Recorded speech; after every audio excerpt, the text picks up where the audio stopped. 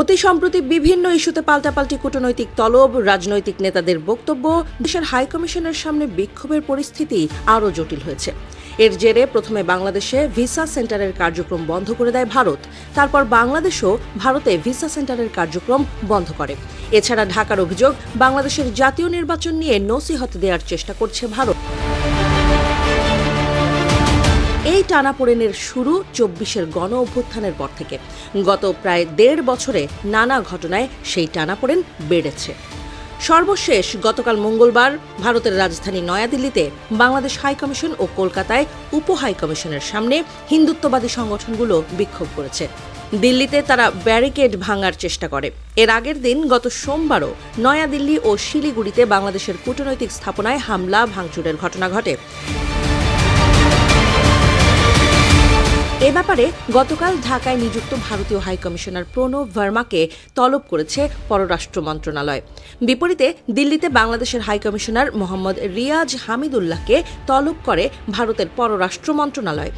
এই নিয়ে গত ১০ দিনে ৪ দফায় দুই দেশ একে অন্যের কূটনীতিককে নিয়ে তলব করে প্রতিবাদ আর উদ্বেগ জানালো। কূটনৈতিক বিশ্লেষকরা আশঙ্কা প্রকাশ করে বলেন যে বাংলাদেশ ও ভারতের মধ্যে দ্বিপক্ষীয় সম্পর্কের যথেষ্ট অবনতি হয়েছে। নির্বাচনের তফসিল ঘোষণার পর সম্পর্কের অবনতি হওয়া খুব খারাপ লক্ষণ। এটি শুধু দুর্ভাগ্যজনক নয়, বরং উদ্বেগজনকও।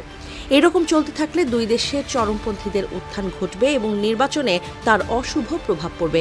এর ফলে নির্বাচিত সরকার এলেও দ্বিপক্ষীয় সম্পর্কের টানাপোড়েন অব্যাহত থাকতে পারে। তারা বলেন, ভারত একটা বললে বাংলাদেশ একটা বলবে, এমন প্রতিযোগিতা ঠিক নয়। বাংলাদেশের চেষ্টা করতে হবে কিভাবে ওখান থেকে সরে এসে একটা স্বাভাবিক সম্পর্কের দিকে যাওয়া যায়। তাই বলে স্বাভাবিক সম্পর্ক মানেই নতজানু সম্পর্ক নয়।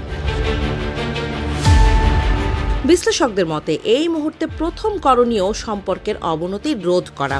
এজন্য যারা দায়িত্বশীল তাদের দায় অনেক। অপরপক্ষ কি করছে তার পাল্টা কিভাবে নেওয়া যায় তা বিবেচনায় না নিয়ে বরং নিজ উদ্যোগে সম্পর্কের অবনতি কিভাবে রোধ করা যায় তাতে সচেষ্ট হতে হবে। কূটনৈতিক সূত্র জানিয়েছে, ইতোমধ্যে দিল্লিতে বাংলাদেশ হাইকমিশনের নিরাপত্তায় ১৫,০০০ পুলিশ সদস্য মোতায়েন করা হয়েছে। ত্রিপুরার আগরতলায় বাংলাদেশ মিশনের ভিসা ও কনসুলার বিভাগ অনির্দিষ্টকালের জন্য মঙ্গলবার থেকে বন্ধ করে দেওয়া হয়েছে।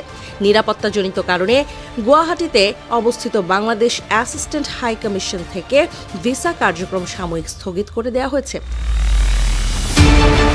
প্রসঙ্গত, নিরাপত্তাজনিত পরিস্থিতির পরিপ্রেক্ষিতে সব ধরনের কনসুলার সেবা ও ভিসা প্রদান সোমবার থেকে সাময়িকভাবে স্থগিত করেছে ভারতের দিল্লিতে অবস্থিত বাংলাদেশ হাইকমিশন।